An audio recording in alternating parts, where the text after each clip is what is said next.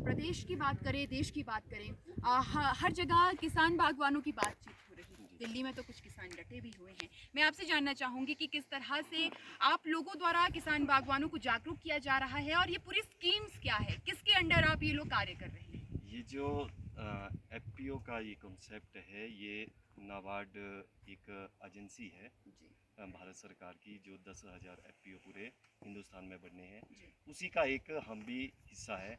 हमारा जो एफपीओ है, Nankhari agro farmer producer company, जी जिसका उद्देश्य है बागवान की आय को बढ़ाना। जी और जो बागवानों को आने वाली समस्या है, जैसे हमारा पिछले 3 से 4 वर्ष के बीच में देखा जा रहा है जी कि हमारी जो लागत है वो कम से कम 30 से 40% बढ़ बढ़ चुकी चुकी है। है। जो हमारा यहाँ की जो मुख्य ये जो हमारा प्रोड्यूस है, एप्पल है और स्टोन फ्रूट है, जो उसमें जो कॉस्टिंग है हमारे 3 से 4 सालों के बीच में, जो ये विश्व में जो उथल पुथल चल रही है उनकी वजह से फर्टिलाइज़र महंगा हो रहा है या इंसेक्टिसाइड पेस्टिसाइड महंगा हो रहा है, हमारी जो लागत बढ़ रही है और हमारे को उचित हमारा जो प्रोड्यूस है, सेब है या दूसरी जो फ्रूट्स है, उसका मूल्य नहीं मिल पा रहा है। और यदि मूल्य मिल भी पाता है तो हम लोगों को उसका जो पैसा है वो सही समय पे नहीं मिल पाता। तो उसको विषय को लेकर सरकार द्वारा पूरे हिंदुस्तान में 10,000 एफपीओ बनाने का लक्ष्य रखा है। इसी के हिस्से को हमने भी, जो ये 1 साल हमारा इसको बनाए हुए हो गया है एफपीओ को, तो हमारा उद्देश्य है कि किसान की लागत को कम कैसे किया जाए।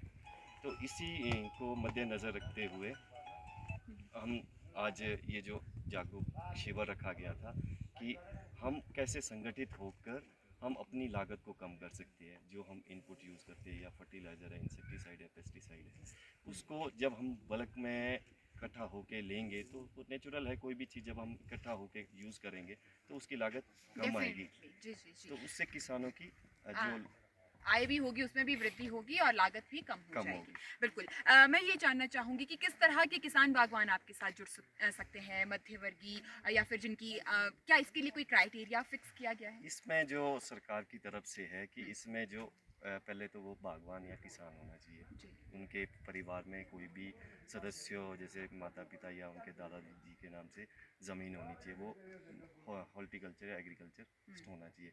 या कोई जो लीज पे लेकर भी काम करना चाहिए। बागवानी या किसानी करता है, वो हाँ, लोग भी इसका सदस्य बन सकता है। ठीक, जो इसमें शेयर होल्डर और मेंबर बनने की बात है, उसमें मिनिमम 2,000 रुपये जो हम उसका शेयर निर्धारित किया है, और मैक्सिमम हमारा 30,000 रुपये पर बागवान और किसान का। जो ये 2000 की बात है, बहुत से किसान बागवानों में ये असमंजस की स्थिति भी बनी हुई है इस समय। तो मैं ये जानना चाहूँगी कि 2000 रुपए देकर उन किसान बागवानों को क्या फ़ायदा होगा और उसका बेनिफिट आने वाले भविष्य में क्या रहने जी वाला जी, है? देखिए, जैसे हम संगठित होंगे, कोई भी है, यदि कोई भी चीज़ हुँ, हम एकत्रित इकट्ठा होकर करना चाहते हैं, तो उसके लिए क्या है, इनपुट हमारा सबसे मेन जो लगता है, फर्टिलाइज़र है, इंसेक्टिसाइड, पेस्टिसाइड है।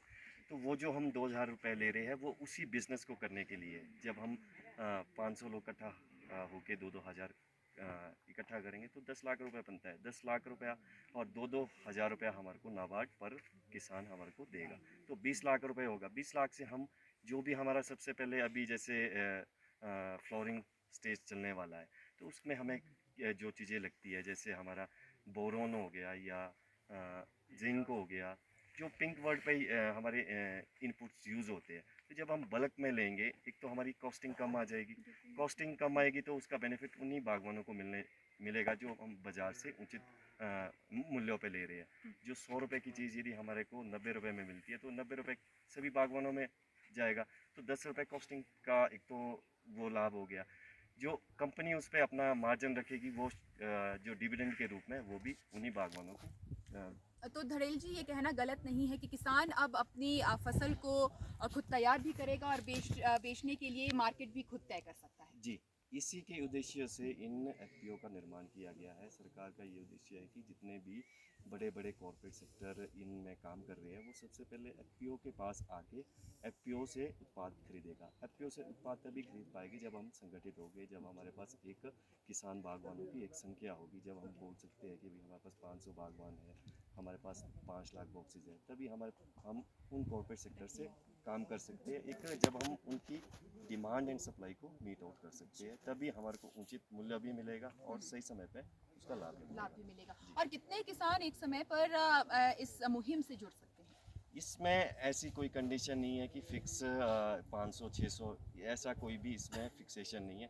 सिर्फ ये है कि जो हमारे को ग्रांट इन एड आएगी वो 750 फार्मर तक 2000 रुपया नाबार्ड से मिलेगा। यदि हम इससे ऊपर भी जोड़ते हैं तो 750 फार्मर तक हमारे को नाबार्ड 2-2 हज़ार रुपया पर फार्मर के हिसाब से बिजनेस करने के लिए देगा।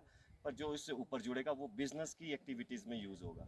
आने वाले समय में हम देखते हैं कि हमने नर्सरी पे भी जाना है, तो वो पैसा उसमें लगेगा, हमारे को अच्छे प्लांट मिलेंगे, तो वो फार्मर को एक साइंटिफिक तरीके से हम उसको उसका जो पौधा है उनको गाइडलाइंस देंगे, और जो हमारे अपने कंपनी में साइंटिस्ट रखेंगे, तो वो पैसा उनको भी जाएगा, रोज़गार भी मिलेगा, और ताकि वो हम क्वालिटी को भी प्रोड्यूस कर सकें। अगर मैं आपकी ऑर्गेनाइजेशन की बात करूं, इस समय क्या कुछ आप लोगों की स्कीम्स हैं, क्या कुछ आइडियाज़ हैं, क्या कुछ करने जा रहे हैं इस समय आप? जो अभी हमारा सबसे इस अभी का जो 1 वर्ष पूरा होने पर हमने पिछले वर्ष जो 22-23 का जो वित्त वर्ष है, उसमें 12 लाख रुपए के हमने सेब का जो प्रोड्यूस था सेल आउट किया था। और अभी जो करंटली हम कर रहे हैं वो एंटी हेल नेट और बांस का काम कर रहे हैं, जिसमें हमारा अभी 10 लाख का बिजनेस हो चुका है।